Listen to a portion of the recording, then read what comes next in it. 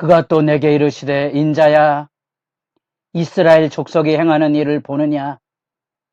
그들이 여기에서 크게 가증한 일을 행하여 나로 내 성소를 멀리 떠나게 하느니라. 너는 다시 다른 큰 가증한 일을 보리라 하시더라. 새벽을 깨우는 거룩한 기도자 여러분, 말씀의 분별력이 새로워서 이 땅에 거스로 오염된 하나님의 백성, 하나님의 교회, 그 교회를 이루고는 우리의 삶 안의 더러움을 씻어 정결함의 이름으로 하나님 앞에 서는 영광이 날로 새롭기를 소망합니다. 오늘 우리가 읽어갈 말씀은 예레미야 7장 30절에서 8장 3절까지의 말씀으로서 우리가 예레미야의 첫 번째 단락의 핵심인 성전 설교의 말씀을 이제 읽어가고 있습니다. 그 당대에 상상할 수 없는 여호와의 성전에 대한 심판을 선포하는 예레미야의 심정. 오늘날 우리가 교회에 심판을 선포하는 사람으로 설 수 있겠습니까? 목숨을 걸지 아니하고서는, 말씀에 사로잡히지 아니하고서는 아무도 회개를 외칠 수가 없다는 사실입니다. 오늘날의 복음이 값싼 복음이 된 것은 회개를 외칠 능력이 없다는 거지요. 아무도 그 회개의 복음을 들을 만한, 또 전할 만한 정결함에 이르지 못하기 때문에 그러하고, 하나님의 말씀으로 돌아가려고 하는 회개의 기본 정신이 무너졌기 때문에 그렇습니다. 오늘 우리가 읽어가는 7장 30절부터 8장 33절까지에는 유다의 죄악과 하나님의 심판의 실제를 드러내주면서 죄삭시 사망이라는 것, 사실은 우리가 세상을 숭배하면 세상으로부터 죽음을 거두지 생명을 거둘 수는 없다는 사실입니다. 돈을 사랑하면 돈의 노예가 되고 돈으로 인하여 우리의 영과 우리의 마음과 우리의 몸이 죽어가지요. 흔히 돈독이 올랐다 그러지 않습니까? 세대의 풍조 앞에 무너져가는 가증함을 우리가 볼 수 있어야 된다는 사실이죠. 그래서 그 실체를 아주 선연하게 고발을 합니다. 29절에 너희 머리털을 베어버려라. 머리털을 베는 것은 원래 나스린이 거룩함을 살았던 그 삶의 증거를 마감하는 거룩의 징표를 이렇게 마치 악담을 하는 것처럼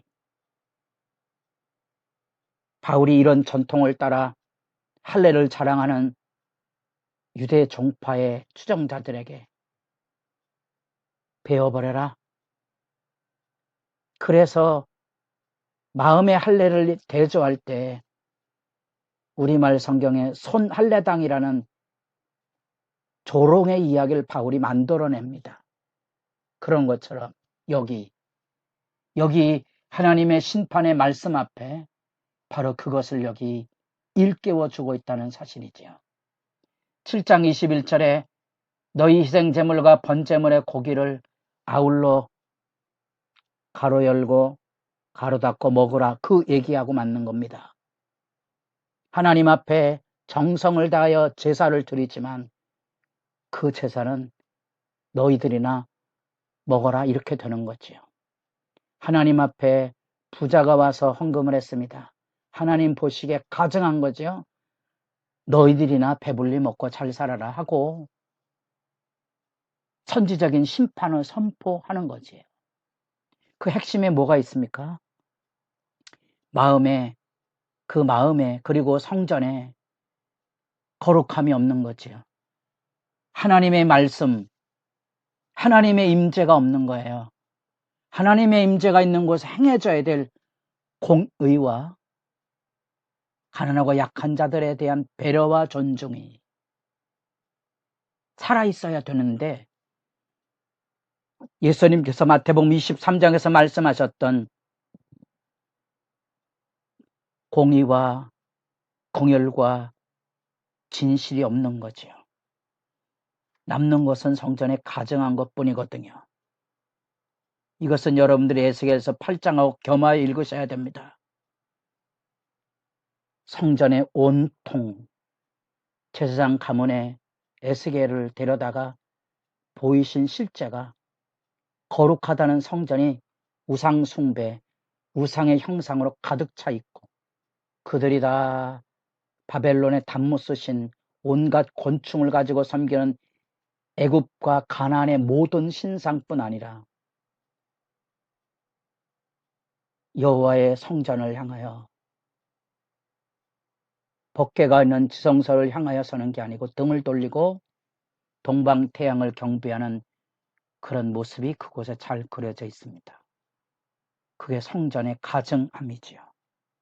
오늘날 우리들이 주님의 교회를 복을 달라 하는, 그래서 일주일의 삶 안에 그리스도인으로서 정직하고 바르고 건강하게 땀 흘려 살아가는 일상의 삶의 거룩함을 빼버리고 주의를 잘 섬기면 마치 무당 종교가 굿만 잘하면 복을 받는다는 사고의 행태가 남아있는 것처럼 서 있는 게 성전의 가증함이지요. 그 성전의 가증함과 더불어 흰놈의 골짜기에 도벳사당을 세워서 자녀들을 불삼으로써 암몬 종교의 몰록신을 섬기는 것처럼 자기들의 종교적인 열심을 표현했던 거지요. 우리에게 심청전에 자식을 인신공양을 하는 것처럼 오늘날에 우리 자녀들을 어디다가 제사 드리고 있습니까?